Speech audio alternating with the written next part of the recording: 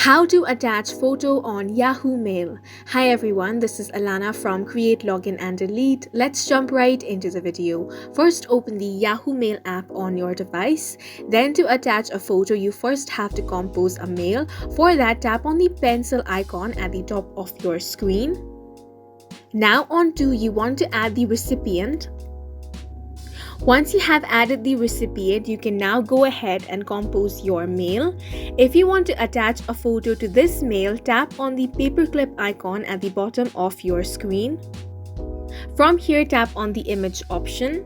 Now from your gallery, you simply want to select the photo that you want to attach. Once your attachment has been selected, tap on the attach option at the top right corner of your screen. As you can see, your photo has now been attached. Simply tap on the send option to send this mail. And that's it for this video. Please make sure to hit the like button and subscribe for more helpful tutorials.